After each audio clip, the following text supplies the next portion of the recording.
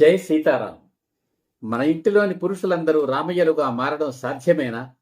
సాధ్యమే. కానీ అందుకు మన ఇంటిలోని సీతమ్మలు, అంటే సీతమ్మల్లాంటి పతివ్రతామ తల్లులు, మన ఇంటి మహిళామణులు నడుం బిగించాలి, ఉద్యమించాలి. ఆ ఉద్యమమే రామరాజ్యం సీతమ్మలకే సాధ్యం.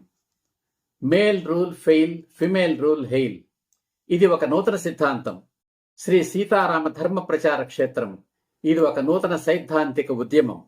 ఈ సిద్ధాంతానికి ఆధారం మహిళలు, మార్గం మహిళల ఆత్మగౌరవం, లక్ష్యం సకల జన శ్రేయోరాజ్యం, రామరాజ్యం. ఈ ఉద్యమానికి బీజం మాత్రమే నేను వేస్తున్నాను.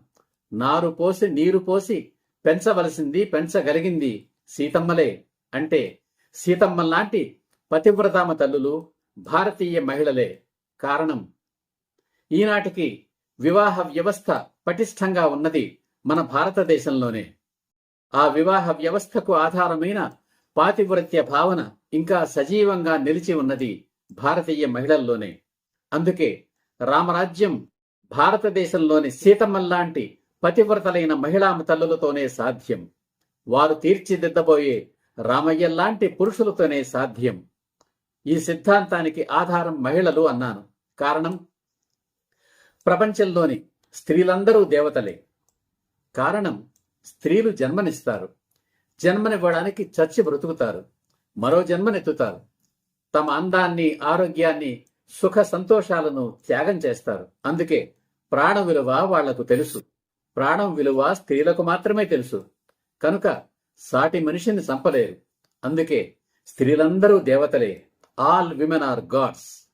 ఏ కులం వారైనా, ఏ మతం వారైనా, ఏ జాతి వారైనా, ఏ దేశం వారైనా, ఏ వృత్తిలో ఉన్నా, ఏ వృత్తిలోనూ లేకపోయినా, పతివ్రతలైనా పతుల వ్రతలైనా.